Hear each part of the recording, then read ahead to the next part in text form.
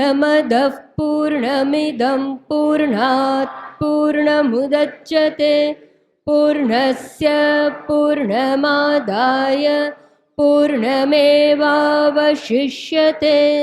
ओम शांति शांति शांति। हरि ओम। श्री गुरुभ्यो नमः। हरि ओम। अंधन्तमः प्रविशन्ति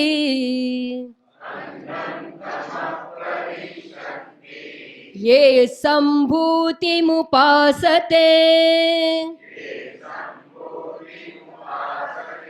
ततो भूय इव ते तमः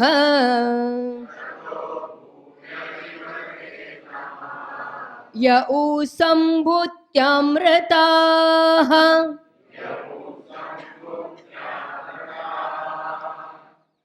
હવે આપણે જોઈએ મંત્ર બોલાયો એનો ભાવાનુવાદ. અસંબુદ્ધિમ ઉપાસતે તે પ્રવેશે તમસે ઘન. અસંભૂતિમ ઉપાસતે તે પ્રવેશે તમસે ઘન. આસક્ત સંભૂતિ માહી એથી એ ઘોર ધ્વાંતમાં. તો આ ભાવાનુવાદ. પણ મેં કહ્યું ને ઈશાવાસ્ય ઉપનિષદ પહેલું ઉપનિષદ 1008 માંથી સૌથી સહેલું, સૌથી અઘરું અને સૌથી મહત્વનું. બેડું પાર થઈ જાય આ જો સમજી જાય એના માટે.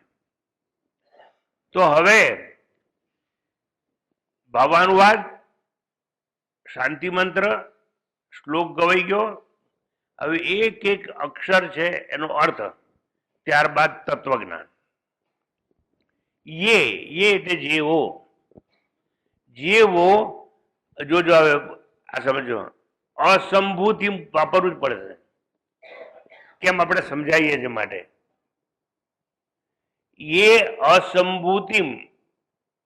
असंभूતિમ એટલે અવ્યક્તની ઉપાસના કરે છે. અસંભૂતિમ એટલે અવ્યક્તની ઉપાસના કરે છે, પ્રકૃતિની ઉપાસના કરે છે. પ્રકૃતિનું કાર્ય દ્રશ્ય છે પણ પ્રકૃતિ અદ્રશ્ય છે. એટલે કારણ બ્રહ્મની જે ઉપાસના કરે છે, અને કારણ બ્રહ્મ એટલે ઈશ્વર કહેવાય. સચ્ચિદાનંદ સચ્ચિતના આનંદ સ્વરૂપ જે આત્મા છે ને, એ આત્માએ સર્જન નથી કર્યું. આ બધું સર્જન ઈશ્વરે કર્યું છે. અને આ ઈશ્વર એટલે કોણ? એને કારણ બ્રહ્મ કહેવામાં આવે છે. અને કારણ બ્રહ્મ એટલે કોણ? અવ્યક્ત હોય તે. અને અવ્યક્ત હોય એ કોણ? અસંભૂતિમ કહેવાય. વન્સ અગેન, ये असंभूतिम उपासते એટલે જે અવ્યક્તની, પ્રકૃતિની, કારણ બ્રહ્મની અથવા અભિન્ન નિમિત્ત ઉપાદાન ઈશ્વરની ઉપાસના કરે છે. ઉપાસતે એટલે કરે છે. જગતના બે જાતના લોકો છે. એમાં મોટા ભાગના 99.9 એ કોની ઉપાસના કરે છે એ પણ કહીશ, અને સામાન્ય લોકો શું કરે છે એ પણ સમજાવીશ. તો જે લોકો અસંભૂતિ ઉપાસતે અંધમ તમઃ, તેઓ અજ્ઞાન રૂપી ઘોર અંધકારમાં પ્રવિશંતિ એટલે પ્રવેશ કરે છે. આ તમારા બધાની વાત ચાલે. જે ઉપનિષદો, ભગવદ્ ગીતા, તત્વજ્ઞાન, ફિલોસોફી નથી સમજ્યા એ લોકોને સમજાવવાનો ઈશાવાસ્ય ઉપનિષદે પ્રયત્ન કર્યો છે. તો જે લોકો અવ્યક્તની ઉપાસના કરે છે, એ લોકો ઘોર અંધકારમાં પ્રવેશ કરે છે.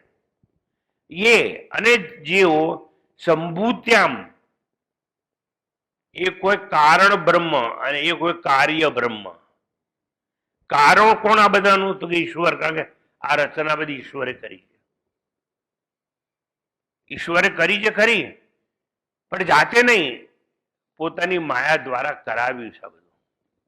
એટલે એને માયાનું કાર્ય કહેવામાં આવે છે. આખો સંસાર છે ને, ઈશ્વર તો કહે છે હું અવ્યક્ત છું, અદ્રશ્ય છું, અસાક્ષી છું, મારે કે લેવા દેવા નહીં. હા, પણ જગતનું સર્જન કરાવું છું એટલે કારણ છે. આ તમારી ડાબી બાજુ ઝાડ દેખાય છે? જુઓ જરા. હા કે ના કહો? બોલો. ઝાડ દેખાય છે? એ ઝાડને કહેવાય કાર્ય. પણ ઝાડ આવ્યું ક્યાંથી? બીજમાંથી. બીજ દેખાય છે? બીજ દેખાય છે એને અવ્યક્ત કહેવાય, અને ઝાડ દેખાય છે એને વ્યક્ત કહેવાય. ઝાડ દેખાય છે એને વ્યક્ત કહેવાય, વ્યક્ત કહેવાય એટલે દ્રશ્ય કહેવાય, દ્રશ્ય કહેવાય એટલે જન્મેલું કહેવાય, જન્મેલું કહેવાય એટલે નાશ પામનારું કહેવાય. પણ એક એની પાછળ દ્રષ્ટ છે. લીમડો દેખાય તો લીંબોડી ના દેખાય. અરે વડલો દેખાય તો ટેટો ના દેખાય. અરે બેટો દેખાય તો દાદો ના દેખાય, એટલે કોકવા દેખાય. બહુ મોટું આયુષ્ય હોય તો એથી કરીને દાદો કે વડદાદો નથી એવું ના કહેવાય, એને અવ્યક્ત કહેવાય. હવે સમજવાનો પ્રયત્ન કરજો. ये સંભૂત્યામ જે કાર્ય બ્રહ્મમાં વ્યક્તમાં વ્યક્તની ઉપાસના કરે છે, ઉપાસનામાં રતાહા. રતાહા એટલે રત છે. રત એટલે શું ખબર છે? આસક્ત છે. અને તમે જેટલા બેઠા છો ને એટલા બધા કોક ને કોક વસ્તુમાં આસક્ત છે. અને આસક્ત છો એટલે તમે શું કરો છો તમને ખબર પડવી જોઈએ. હું સમજાવું તારે ચોપડી નહીં વાંચવાની, હું આ બાજુ જોઉં એટલે કોઈ આ બાજુ ગડબડ કરતો હોય એ મને ખબર હોય તો મારે સમજાવવાની જરૂર નહીં. બરોબર પકડો વાત. એક વસ્તુ સમજો કે જે લોકો વ્યક્તની ઉપાસના કરે છે, રતાહા સંભૂત્યામ રતાહા તે તતઃ એના કરતા ઘોર અંધકારમાં પડે. જે આંખે દેખાય એની ઉપાસના કરે છે એ ઘોર અંધકારમાં પડે. આનું ભાષાંતર અને પછી હું ધીરે ધીરે સમજાવીશ. પૂર્વેના 3 મંત્રોમાં 9, 10 અને 11 વિદ્યા વિદ્યાનો સમુચ્ચયની વાત કરવામાં આવી હતી. હવે 12, 13 અને 14 આ મંત્રો આવે છે, એમાં વિદ્યા વિદ્યાના વિષયોના સમુચ્ચયની વાત કરવામાં આવશે. સમુચ્ચય એટલે ઐક્ય નહીં. હવે એક વસ્તુ સમજી લો, કારણ કે તમને સંસ્કૃત નથી આવડતું એ હું કહેતો નથી, પણ મને ખબર છે કે મુશ્કેલી પડે છે એટલે હું વિસ્તાર કરી આલું. કરીએ વિસ્તાર આપણે. સંભૂત્યામ રતાહા એટલે જે લોકો વ્યક્તની ઉપાસના કરે છે, વ્યક્તની એટલે આંખે દેખાય તેની ઉપાસના કરે છે. સંભૂતિની ઉપાસનામાં રત છે એવું કહેવાય, વ્યક્તિની ઉપાસનામાં રસ છે એવું કહેવાય. એટલે જે લોકો દેવતા દેવીની પૂજા કરે છે, હું સમજાવું પછી ના પકડાય તો શાસ્ત્રીજી ભાઈ જજો. આપણે મોટા ભાગના લોકો દેવતા દેવીની પૂજા કરનારા છીએ. હમણે કહ્યું વિસર્જન છે ને, તો ગણપતિનું વિસર્જન તો પહેલા શું કર્યું હતું? પૂજન કર્યું હતું. તો વિસર્જન શું કામ કર્યું? આગળ કે તત્વજ્ઞાન સમજાવવું જોઈએ પણ સમજવા કોઈ તૈયાર નથી. એ બહુ અંધકાર છે, એમાંથી મુક્ત થવા વિસર્જન કર્યું આપણે. નહીતર પૂજા કરીને વિસર્જન કરવાની જરૂર નહીં. તમે જેને ફૂલ ચડાવો, જેને અભિષેક બધું કરો, એનું વિસર્જન કઈ જરૂર નહીં. બિહારમાં જાઓ અને ઉત્તર પ્રદેશમાં જાઓ તો ત્યાં ઘણી પૂજા, છઠની પૂજા ને બધી પૂજામાં પૂજા કરી વિસર્જન કરે. હવે જોજો, સંભૂત્યામ વન્સ અગેન એટલે વ્યક્તિની ઉપાસનામાં રતાહા, જે લોકો આસક્ત છે.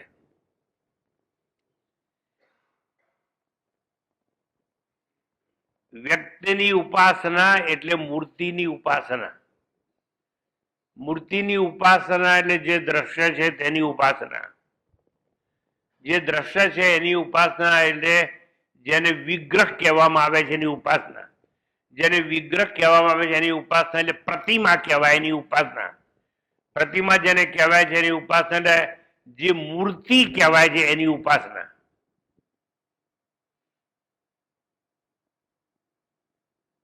મૂળ વસ્તુ એક જ હોય, એમાંથી મૂર્તિઓ અનેક બને. દર પથ્થર તો એક જ હોય, પણ એ જ પથ્થરમાંથી કાળી બને, અંબિકા બને, ગણપતિ બને, રામ બને, કૃષ્ણ બને. પથ્થર તો એક જ ને. સમજી નથી સમજાતું? નથી સમજાતું? તો બહેનોને પહેલા સમજાવી દઉં. સોનું તો એક જ છે, પણ બંગડી બને, વીંટી બને, અછોડો બને, બધું જ બને, પણ સોનું તો એક જ ને. સોનું તો એક જ. હા, તે સોનું કાર્ય કહેવાય. અને જે દાગીના જુદા જુદા નામ અને આકારના બન્યા એ આકાર કહેવાય. એ કોઈ અવ્યક્ત જેને ઈશ્વર કહેવામાં આવે.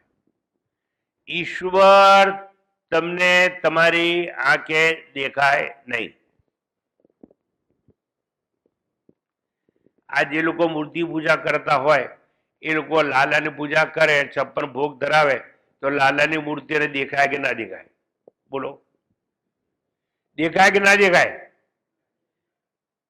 અરે લાલાની પૂજા કરતા પુષ્ટિ માર્ગ વાળા આટલો લાલો હોય છે કે નહીં? આંખે દેખાય કે નહીં? અંબાજીના મંદિરમાં અંબાજીની મૂર્તિ દેખાય કે નહીં? ગણપતિ દેખાય કે નહીં? શંકરનું શિવલિંગ દેખાય કે નહીં? વિષ્ણુનું શાલિગ્રામ દેખાય કે નહીં? બધું દેખાય. પણ આ બધી મૂર્તિઓ બની છે એમાંથી? એક પથ્થરમાંથી. એમ દાગીના અનેક, દાગીનાના નામ અનેક, પણ સોનું તો એકનું એક. સંભૂત્યામ એટલે દાગીના, સંભૂત્યામ એટલે વ્યક્ત છે તે, અસંભૂત એટલે અવ્યક્ત છે તે. હવે બરોબર ધ્યાનથી મારી વાત સાંભળજો તો વાત પકડી જશે. જે લોકો સંભૂત્યામ રતા તેઓ તેના કરતા પણ વધારે તત ભૂય ઇવ તમઃ, એના કરતા વધારે ઘોર અંધકારમાં પ્રવેશ કરે છે. કોણ? જે લોકો મૂર્તિની પૂજા કરે. કારણ કે એ લોકો સમજતા નથી કે જે પથ્થરમાંથી આ મૂર્તિઓ બની છે એ પથ્થર તો એક જ છે. તો અનેકની પૂજા કરવી કે એકમાંથી આ બધું બન્યું છે એ અદ્રશ્ય અવ્યક્ત છે એ મહાન હોય, એની પૂજા કરવી એને ઈશ્વર કહેવાય. તો જો બરોબર સમજો. રતાહા, રતાહા એટલે મૂર્તિમાં, દ્રશ્યમાં, દેખાવમાં, મંદિરોમાં, તીર્થમાં, યાત્રાઓમાં ટીલા ટપકા કરીને. હું તમને એક વસ્તુ કહું, તમે ટીવી જોતા હશો તો કેટલા મહાત્માઓ તમે જોતા હશો, પછી આમ કંઈક કર્યું હોય, કોઈ કહેતા આખો અહીં પીરું પીરું કર્યું હોય, કેટલાક લોકો આખો અહીંથી ઊંઘી પીરું પીરું કર્યું હોય, કઈ ચાલલા કર્યા હોય. અરે રામ રામ રામ. તમે તો દેખાવ છો, પણ તમે પાછા ચાંદલા વાળા થઈને શું કામ દેખાવ છો? Y this decoration?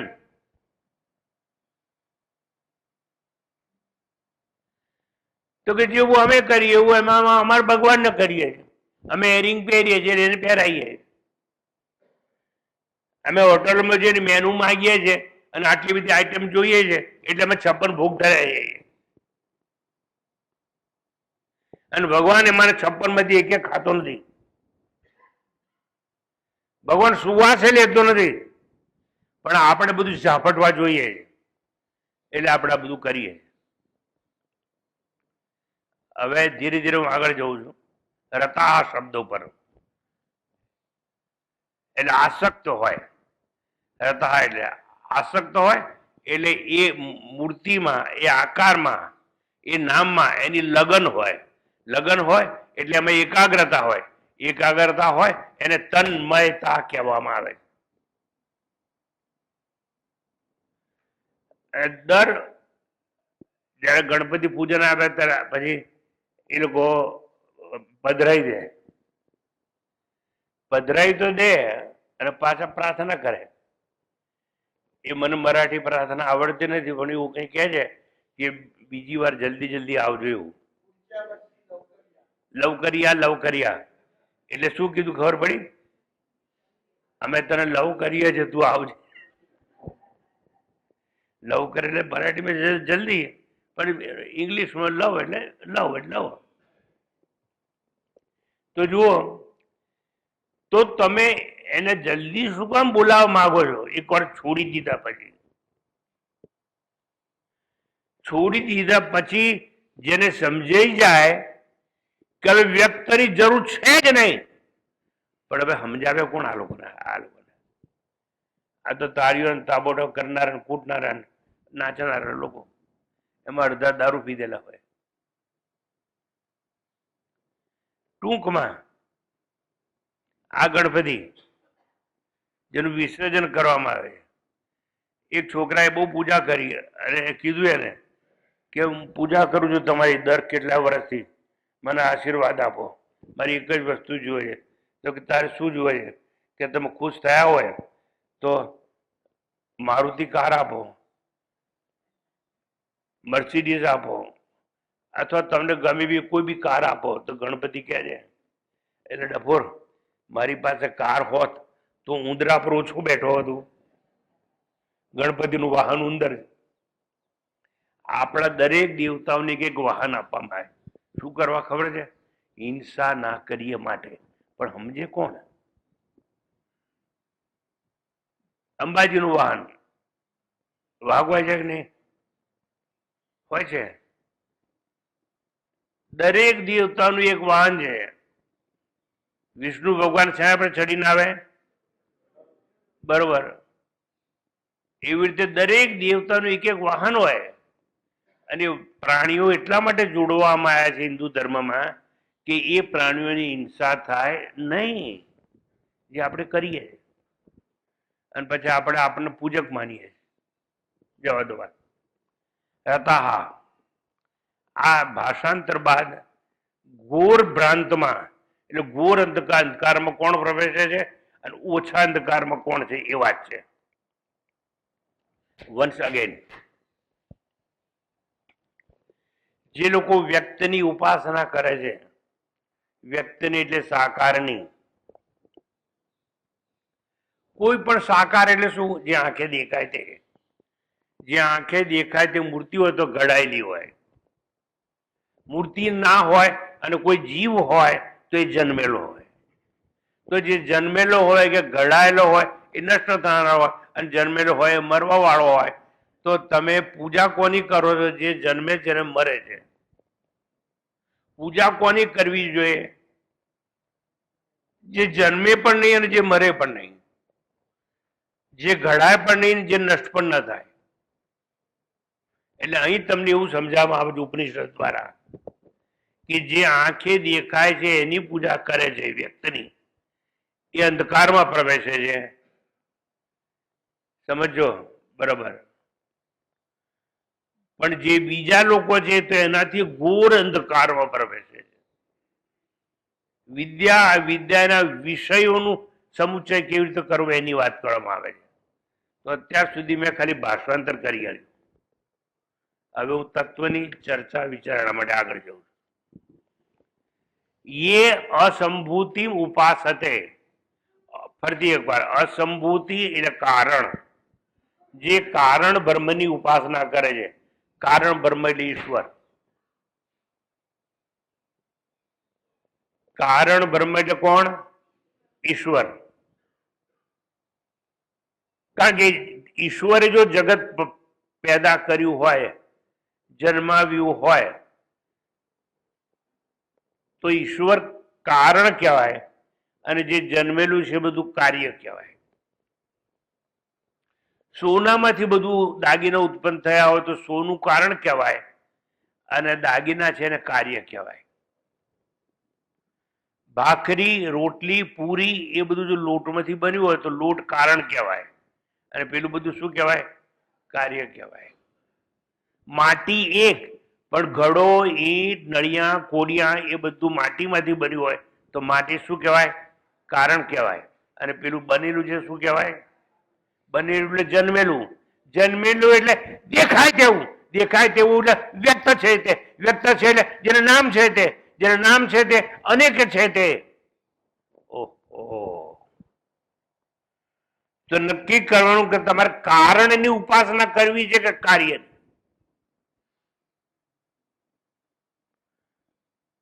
કારણની કરશો તો એ અદ્રશ્ય છે. ઈશ્વર અદ્રશ્ય છે. ઈશ્વર ના દેખાય, પણ ઈશ્વરનું સર્જન દેખાય. અને ઈશ્વરનું સર્જન દેખાય એટલે માનવું જ પડે કે ઈશ્વર નામની કોઈ વસ્તુ છે. ગઈકાલે પ્રફુલભાઈ કોઈ મહેમાનો લઈને આવ્યા હતા, એ લોકોને સમજાવતો હતો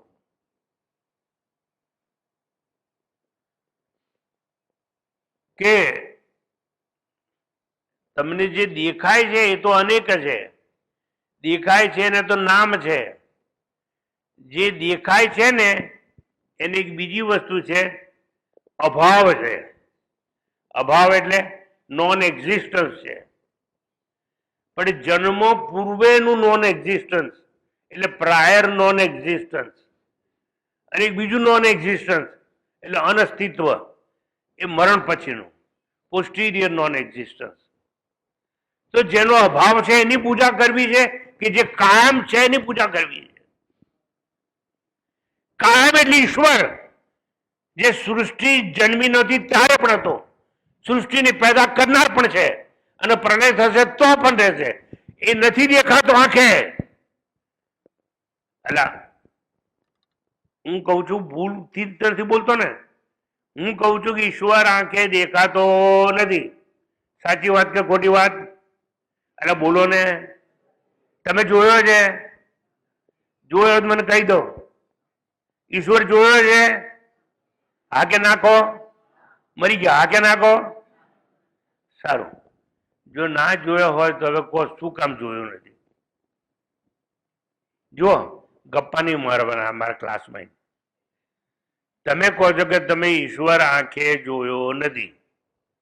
શું કામ નથી જોયો? બોલો. નંબર 1, એને આકાર નથી માટે. નંબર 2, એ આંખનો વિષય નથી માટે. નંબર 3, એ અવ્યક્ત છે માટે. નંબર 4, હું નહીં કહું, તમારે જ કહેવું પડે.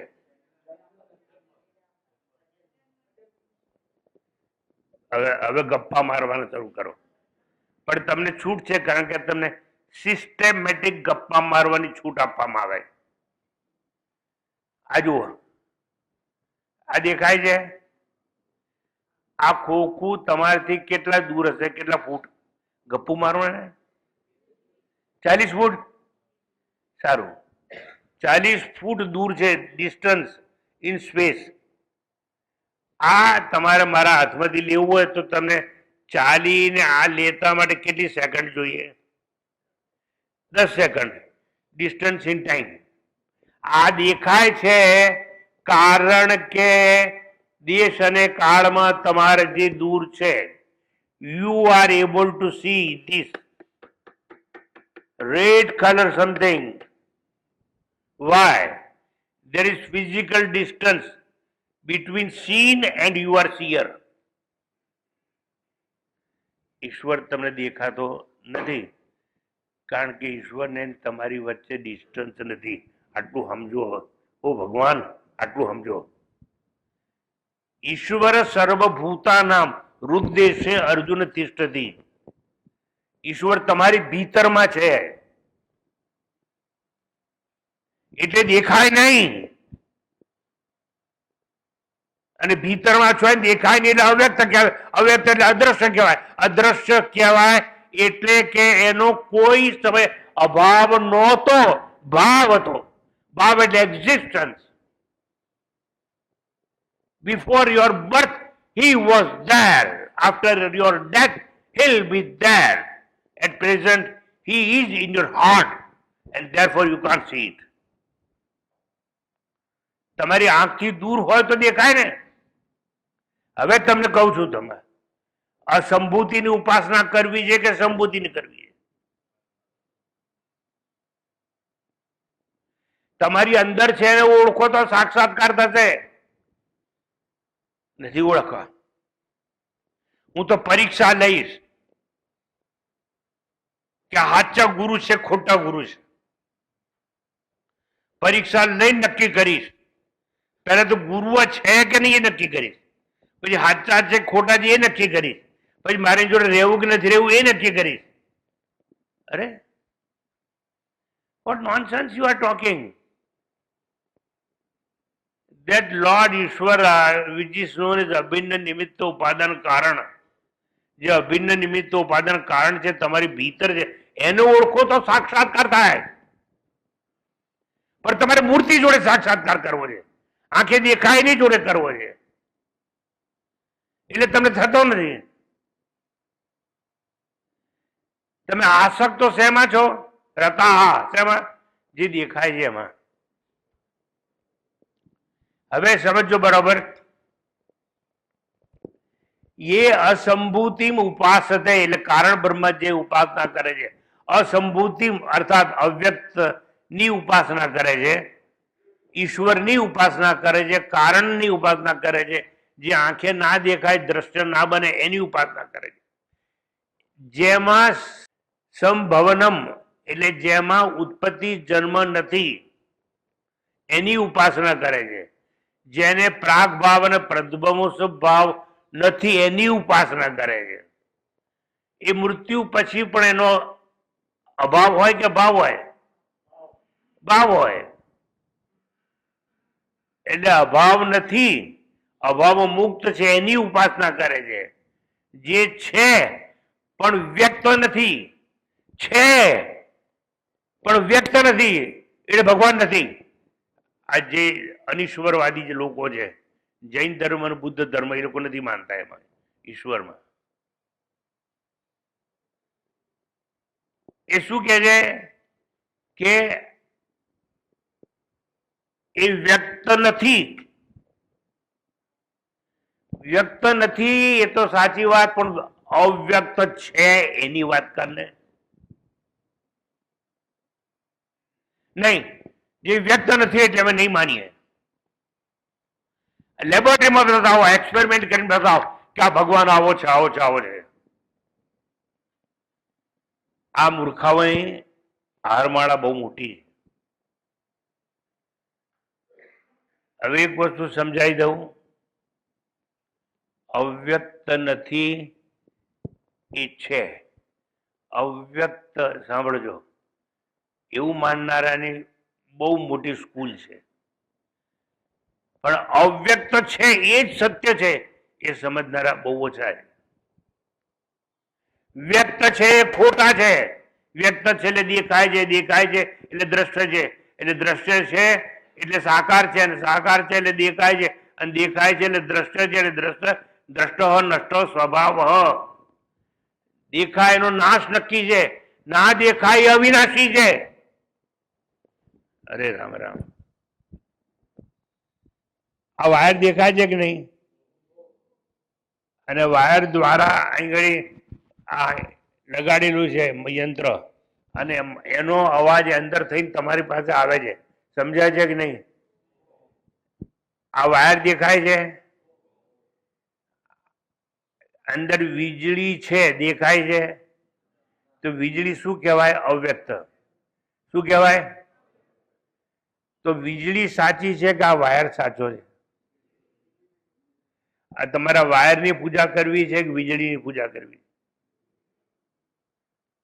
નક્કી તમે કરજો. ઉપર રહે. Don't come down. અરે આ કેમ નીચે આવ્યો? ગુરુત્વાકર્ષણનું બળ આંખે દેખાય છે તો એ સત્ય છે,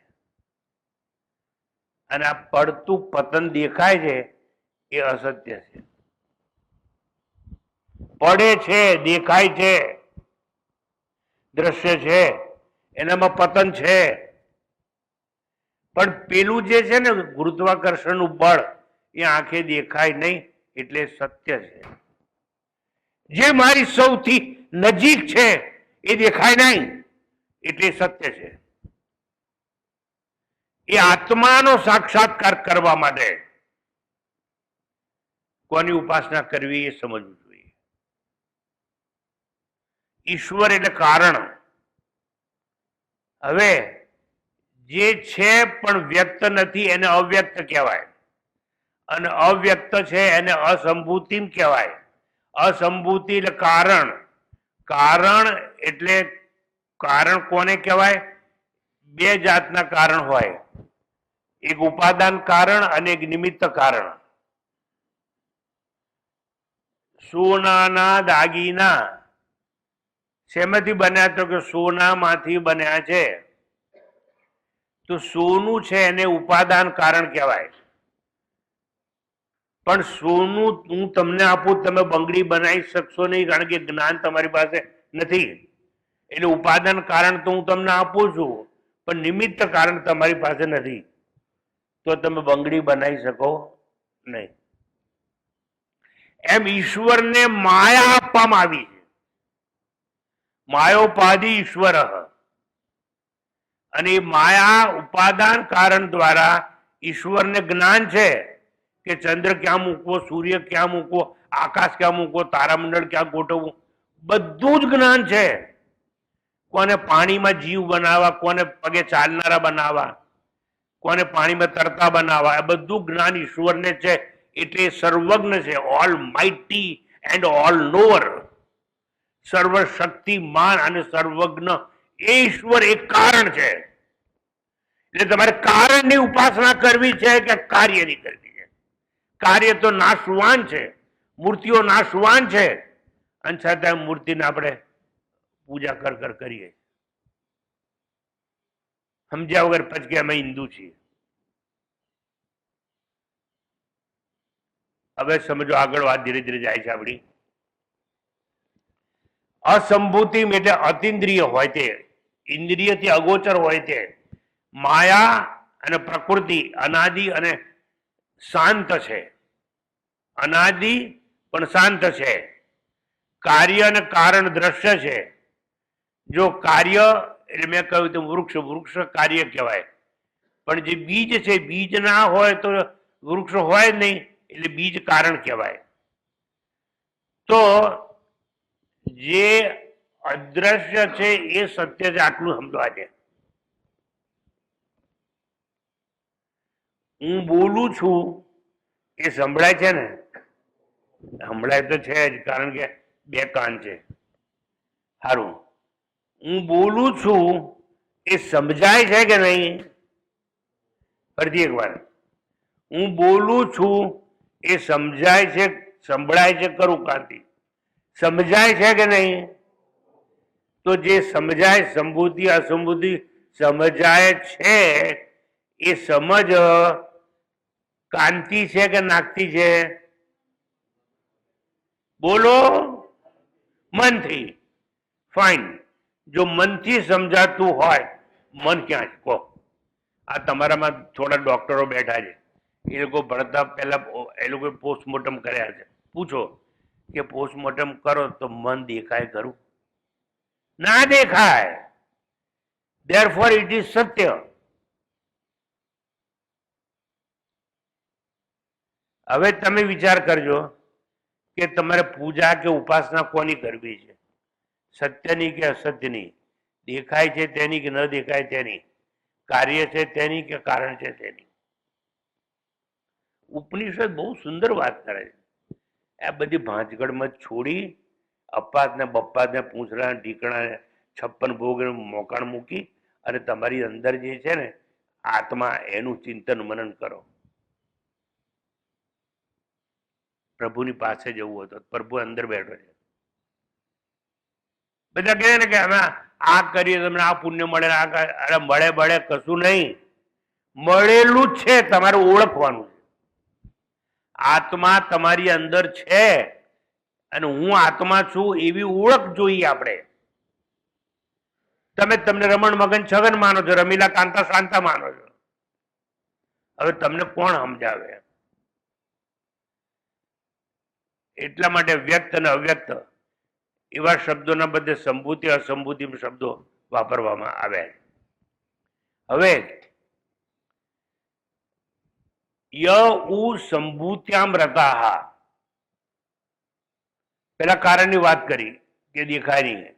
સંભૂત્યામ રતાહ, સંભૂતિ એટલે સમ્યક રીતે, ભૂતિ એટલે ઉત્પન્ન થવું, સમભૂતિ એટલે સંભૂતિ.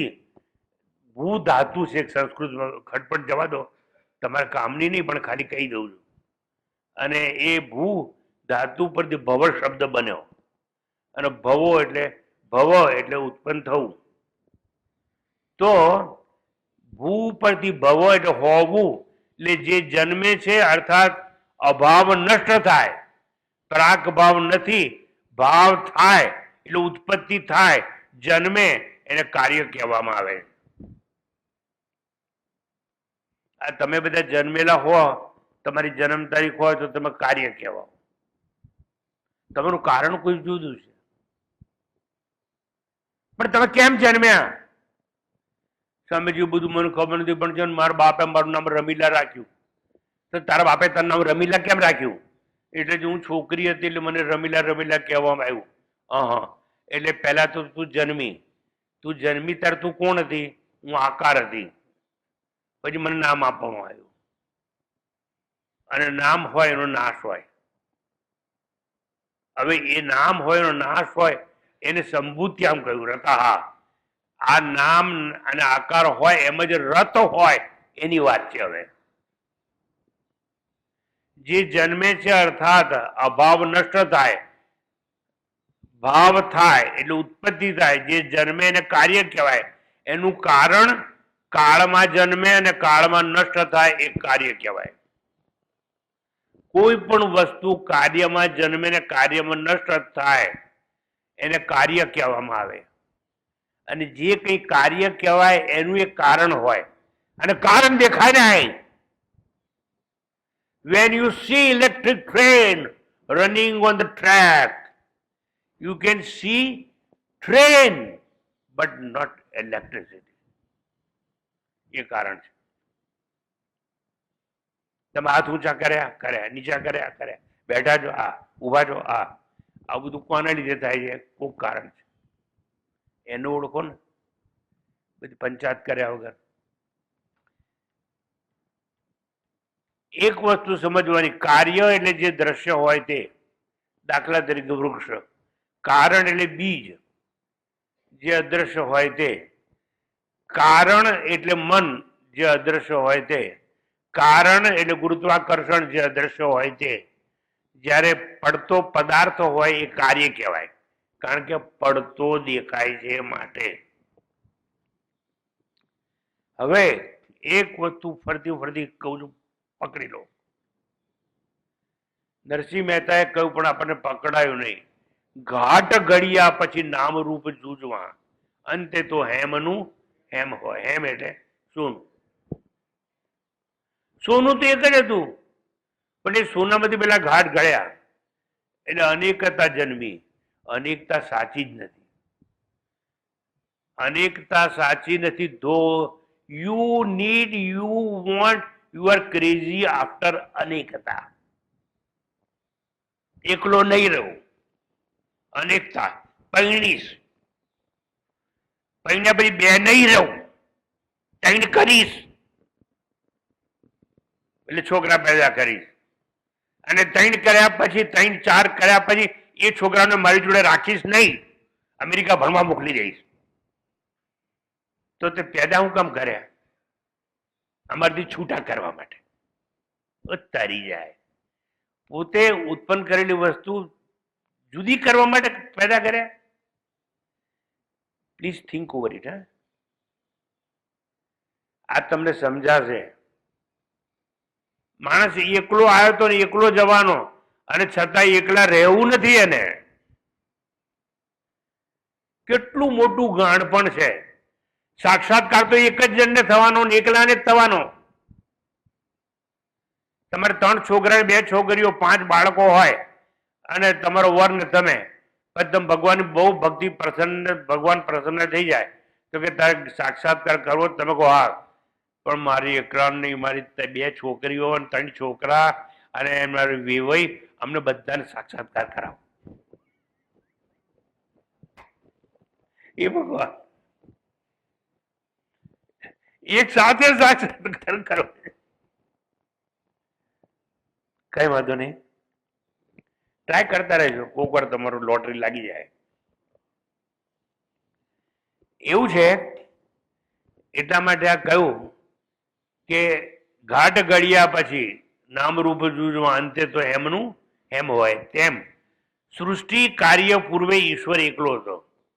આ સૃષ્ટિનું સર્જન થયું, સર્જનહાર જે કહેવાય એ પેલા એકલો હતો.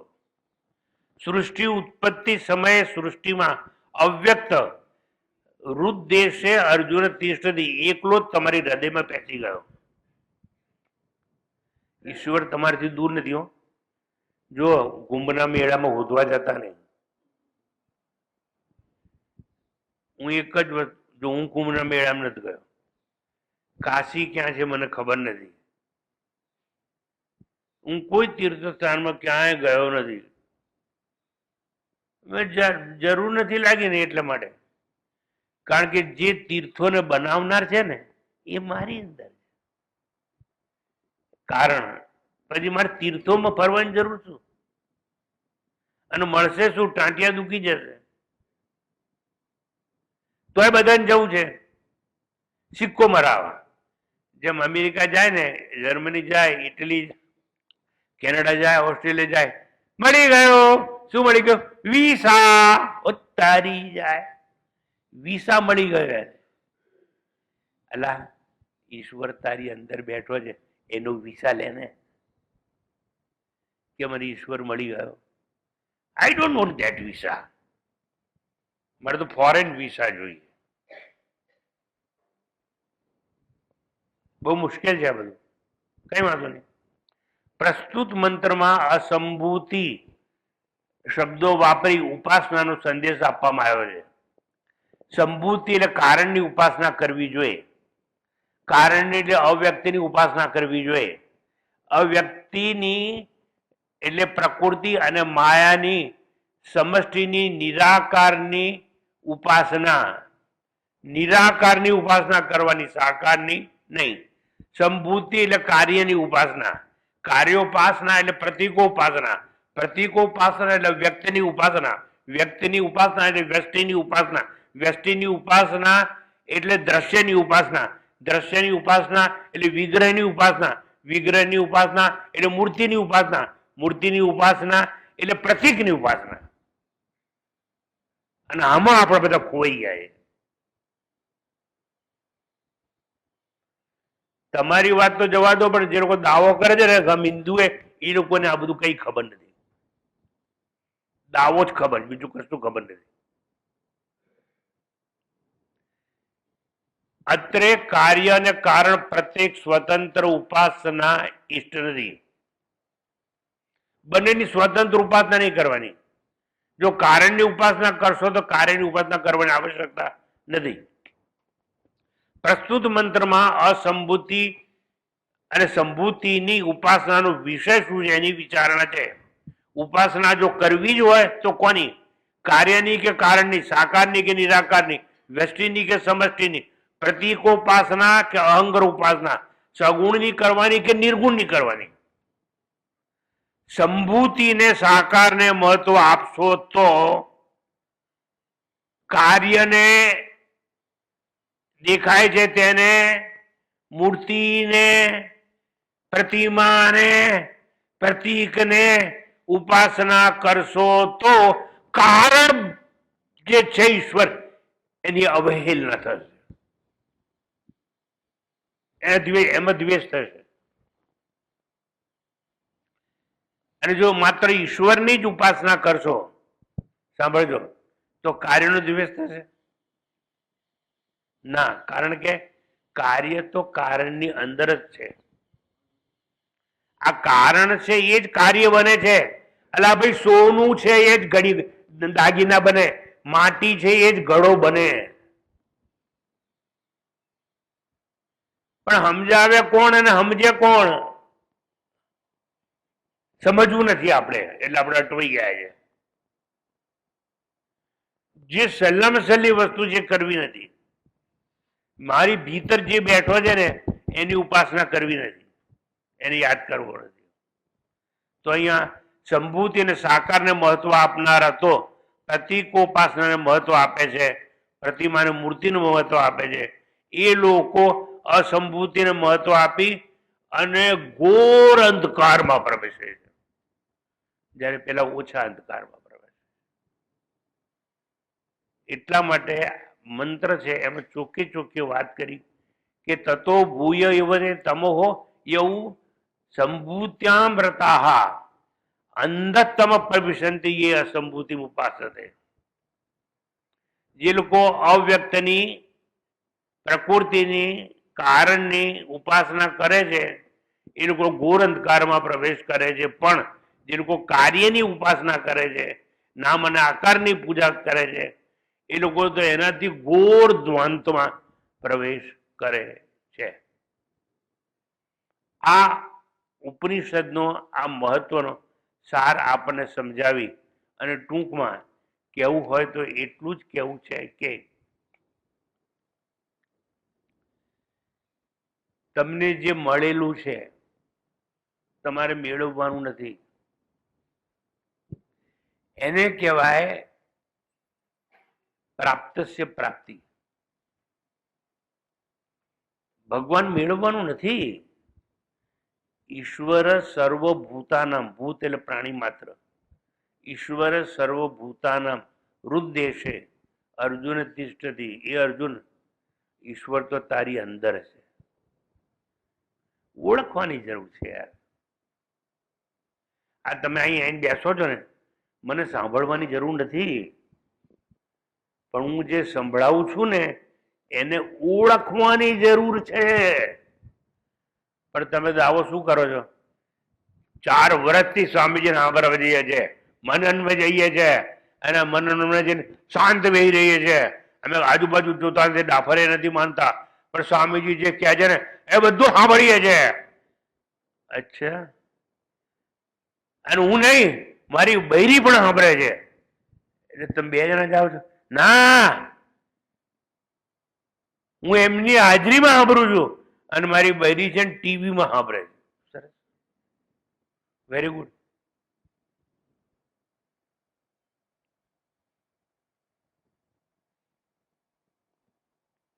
એકવાર મેં વાત કરી રહ્યા, I was in કલકત્તા. બહુ મોટા શેઠને ઘેર હતો. બોટાનિકલ ગાર્ડનની સામે રહેતા હતા બંગાળી ભાઈ. એટલે બંગાળી નહીં, પણ ત્યાં બહુ વર્ષ સુધી ગુજરાતી આપણા, પણ બંગાળમાં રહેતા હતા એટલે બંગાળી કહેવાય. મને કે સ્વામીજી મેરે ઘર આપ પ્રસાદ કે लिए आइए. એટલે હું પ્રસાદ એટલે મારા મનથી કहीं आपसे हम बात हो, नहीं नहीं भोजन के लिए बुला रहा हूँ. अच्छा, तो मैं कहा मैंने तो आपको आज ही देखा है स्वामी जी, 20 साल से आपको सुनता हूँ. अरे 20 વર્ષથી મને સાંભળે છે પ્રવચન અને હું એને ઓળખતો નથી. अच्छा चलो आप कहते हो तो मैं आऊंगा आपके साथ. એને ઘેર જમવા ગયો. ડાઇનિંગ ટેબલ મોટું, 25 આમ બેસે, 25 આમ બેઠે, બહુ ધનવાન. સમજે નામ કોને? નામ ના કહેવાય. ધારો કે એમ કહી દઉં ને કે આનું નામ આ છે, આનું એડ્રેસ આ છે, તો પછી તમારામાંથી કોક છે એની પાસે દાન માગવા જાય. કારણ કે હું તમને બધાને ઓળખું છું એટલે નામ ના કહું એનું. પણ એને ત્યાં જમવા મેં બેઠા ને એટલે શું થયું? મેં કીધું આપકી પત્ની કहाँ है? बोले हाँ ये है. तो एक रोटी उसको बनाने दो, બાકી કુક બનાવેગા તો ચલેગા. અને મારો એ વખતનો વર્ષોનો નિયમ એવો હતો કે હું જેને ઘરે જમવા જાઉં પહેલી રોટલી એ ઘરની પત્ની હોય એ જ મને બનાવીને આલે. પછી ભાઈ એક આપી પછી મેં કીધું आपके घर में टिफिन बॉक्स है? बोले है। लाओ। स्वामी जी 2 खाने वाला है, 3 खाने वाला है। मैं 4 खाना वाला लाओ, बहुत आइटम बनाई होगी ने। बोले हाँ। પછી नहीं नहीं स्वामी जी ये चांदी की थाली है, चांदी की कटोरी, इसमें ही खाना है आपने? हाँ। પછી બધું આ લાયા એટલે ચાંદીની થાળીમાં જે મૂક્યું હતું ને એ 4 ખાના મેં ભર લીધું। मैं कीधु अब मैं जाता हूँ। अरे स्वामी जी आपको भोजन के लिए बुलाया था। मैंने इसलिए बुलाया था, आपने ये कहा कि 20 साल से मेरे प्रवचन सुनते हो। हाँ हाँ। तो मैंने कहा इसलिए मैं भी आपको ही कहता हूँ कि आपका घर का ही भोजन खाऊंगा, मैं टिफिन में भरूंगा, मेरे आश्रम में जाके खाऊंगा, क्योंकि मेरा प्रवचन कैसेट में भर के आप सुनते थे। હવે કેસેટમાં ભરેલું અત્યારે તો સારું થયું છે, એ બધું જતું રહ્યું। હવે પાછું બીજું આવી ગયું નાનું, એક પેલું અંગૂઠા જેવું આવે છે, એ ખબર નહીં શું કહેવાય એને। આ એ જે હોય તમને ખબર, જે વાપરતું એને ખબર। મારી પાસે પેન ડ્રાઈવ પણ નથી, બેન ડ્રાઈવ પણ નથી, એટલે હું બધું કશું રાખતો નથી। પણ તમને એક વસ્તુ કહી દઉં, અંદર છે એને પ્રાપ્ત પ્રાપ્તિ કહેવાય। જે તમને પ્રાપ્ત થયેલો છે એની પૂજા કેમ કરતા નથી આપણે? આ ઉપનિષદ આવું શીખવાડે છે આપણને। નથી પ્રાપ્ત છે એની પ્રાપ્તિ માટે ડાકોર જઈએ, અંબાજી જઈએ, ચારધામ યાત્રા જઈએ, કારણ કે એ મૂર્તિ આપણા ઘરમાં નથી। પણ તારે એની જરૂર નથી, એ તો જન્મેલી છે, ઘડાયેલી છે, નષ્ટ થનારી છે, પણ તમારે એ જ જોઈએ। તમને ખરાબ ના લાગે તો એક વાત કરી દઉં, આ તમે બધા જેટલા બેઠા છો ને એ બધાએ ડાયવોર્સ લીધો છે। હવે તમને સારું તો ના જ લાગે ને આવું કહું તો, પણ તમે ઈશ્વર સાથે ડાયવોર્સ લીધો છે, કારણ સાથે ડાયવોર્સ લીધો છે। જે જન્મ્યા પહેલા હતો અને મરણ પછી રહેવાનો છે, અત્યારે છે, ત્રણેય કાળમાં છે, એની સાથે તમે ડાયવોર્સ લીધો છે। હવે હું ભગવાનને પ્રાર્થના કરું છું કે ડાયવોર્સ વાળા જોડે હવે મારા પ્રવચન તું બંધ કરાવી દે।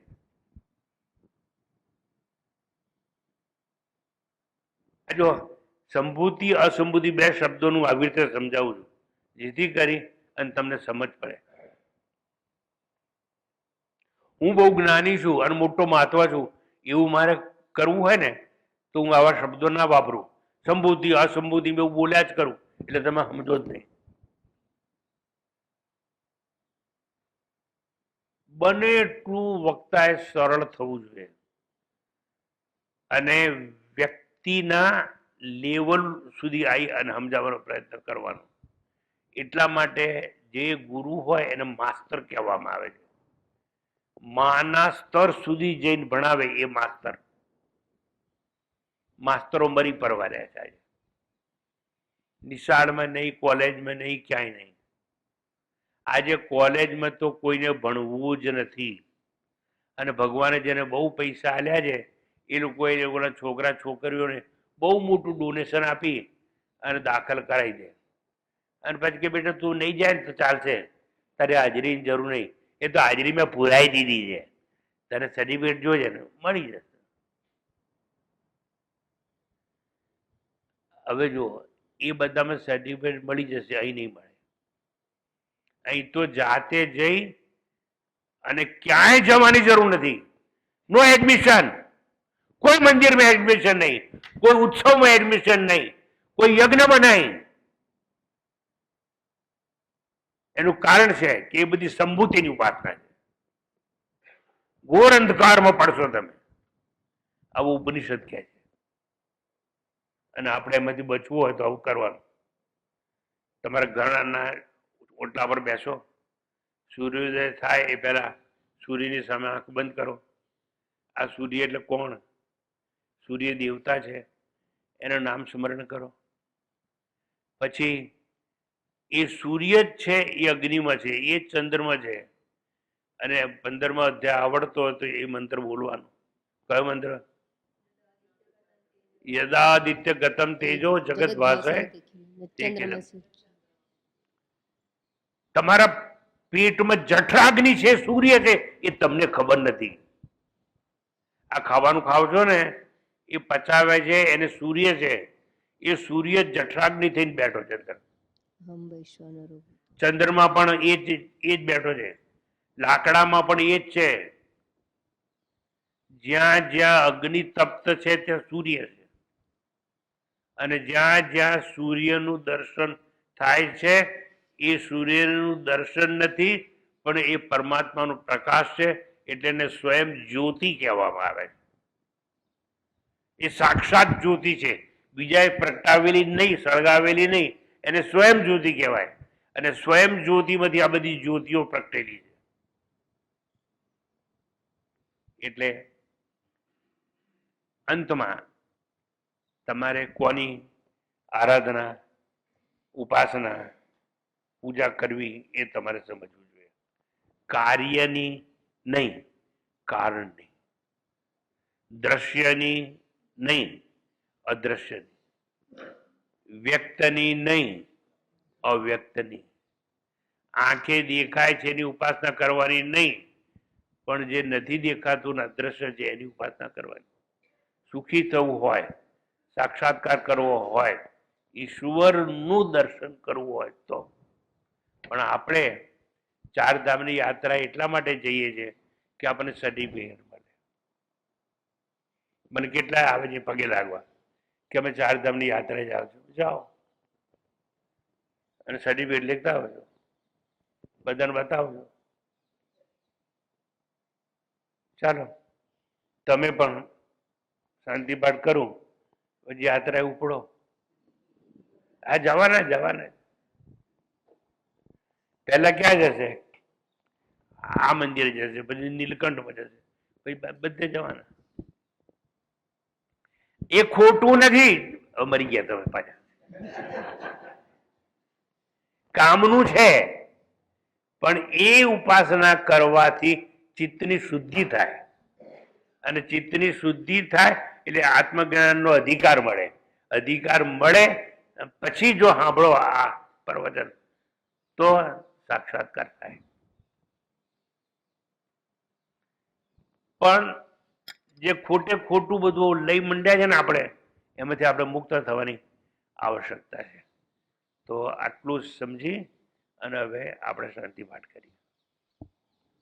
ઓમ પૂર્ણમદઃ પૂર્ણમિદં પૂર્ણાત પૂર્ણમુદચ્યતે પૂર્ણસ્ય પૂર્ણમાદાય પૂર્ણમેવાવશિષ્યતે. ઓમ શાંતિ શાંતિ શાંતિ. હરિ ઓમ. શ્રી ગુરુભ્યો નમઃ. હરિ ઓમ.